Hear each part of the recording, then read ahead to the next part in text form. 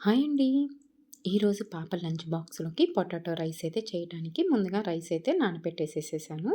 ఇంక పొటాటోని కూడా పీల్ తీసేసేసి ఈ విధంగా చిన్న చిన్న పీసెస్‌గా అయితే కట్ చేస్తున్నాను. ఈ పొటాటో అయితే చాలా గట్టిగా ఉందండి. ఎప్పుడు డీప్ ఫ్రై చేసుకుంటే హెల్త్‌కి మంచిది కాదని చెప్పేసి నేను కొంచెం ఆయిలే వేసుకొని పొటాటోనైతే ఫ్రై చేస్తాను. ఇంకా పొటాటో అయితే కట్ చేసేలోపు బియ్యం కూడా నానిపోతాయి కదా! ఒకవైపు అయితే రైస్ అయితే పెట్టేసేసుకొని, ఇంకొక వైపు అయితే పొటాటో అయితే వేయించేసుకుంటాను. చూసారు కదా! ఈ విధంగా చిన్న చిన్న పీసెస్‌గా అయితే కట్ చేశాను. ఇంకా దీన్నైతే వాటర్‌లో అయితే వేసుకోవాలి. కొంచెం వాటర్‌లో ఉప్పైతే యాడ్ చేసేసుకొని, ఈ కట్ చేసిన పీసెస్‌ని కూడా వేసేసుకున్నాను. ఇంకా పొటాటోనైతే ఫ్రై చేసేసుకోవటానికి బాండీ అయితే పెట్టేశాను. కొంచెం ఆయిల్ అయితే యాడ్ చేసుకొని ఆయిల్ అయితే హీట్ ఎక్కాక మనం ముందుగా కట్ చేసేసుకున్న పొటాటోస్‌ను కూడా వేసేసుకోవాలి. ఈ బంగాళదుంప వచ్చేసేసి కొత్త బంగాళదుంప బాగా అతుక్కుపోయిద్ది కదండీ! బాండీకి చూసారు కదా! బాగా అతుక్కుపోతుంది. ఇంకా డీప్ ఫ్రై చేస్తే ఆయిల్ మొత్తం అయితే ఖరాబ్ అయిపోయిద్ది. నేను అందుకని ఎక్కువగా డీప్ ఫ్రై చేయకుండా కొంచెం ఆయిల్‌తో ఈ విధంగా అయితే ఫ్రై చేసేస్తాను. ఇప్పుడు దీంట్లోకి కొంచెం అయితే సాల్ట్ యాడ్ చేసేసుకొని ఒకసారి అయితే కలిపేసేసుకుంటున్నాను. మధ్య మధ్యలో కలుపుతూ ఉండాలి. లేకపోతే బాగా బాండీకైతే అతుక్కుపోతున్నాయి. ఇంకా 2, 3 టైమ్స్ అయితే కలిపేసేసుకొని బాండీ మీద మూతైతే పెట్టేసేసుకున్నాను. మళ్ళీ ఒక 2 మినిట్స్ ఆగాక మూతైతే తీసుకొని ఒకసారి అయితే కలిపేసేసుకుంటున్నాను.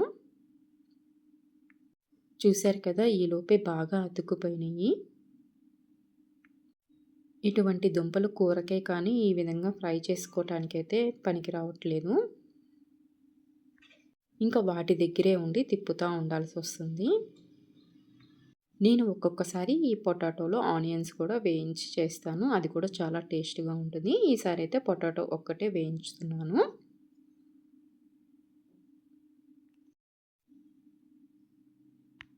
ఈ పొటాటో వేగటానికి చాలా సేపయితే పట్టింది. ఇంక మనకి తప్పదు కదండీ! పిల్లలు అడిగినప్పుడు చేసి పెట్టాలి కదా! ఇంక మధ్య మధ్యలో అలా తిప్పుతానే ఉన్నాను. ఇంకా రైస్ కూడా అయిపోయింది. ఇంకా స్టవ్ అయితే ఆపేసేసాను. ఇప్పుడు దీంట్లోకి కొంచెం పసుపునైతే యాడ్ చేసేసుకుంటున్నాను. అదేవిధంగా కొంచెం కారం కూడా యాడ్ చేస్తున్నాను. పసుపు, కారం యాడ్ చేసినాక ఒకసారి అయితే ఈ విధంగా కలుపుకోవాలి.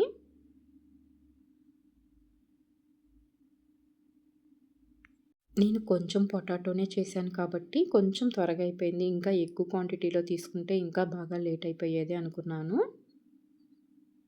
నేను పాప వరకే చేస్తున్నాను కదా అని చెప్పేసి కొంచెం క్వాంటిటీ అయితే చేస్తున్నాను.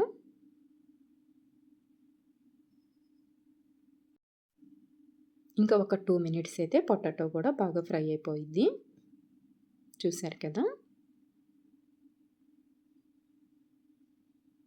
పొటాటో అయితే మంచిగా ఫ్రై అయిపోయింది. ఇప్పుడు దీంట్లోకి మనం ముందుగా ఉడికించుకున్న రైస్‌ని కూడా వేసుకుంటున్నాను.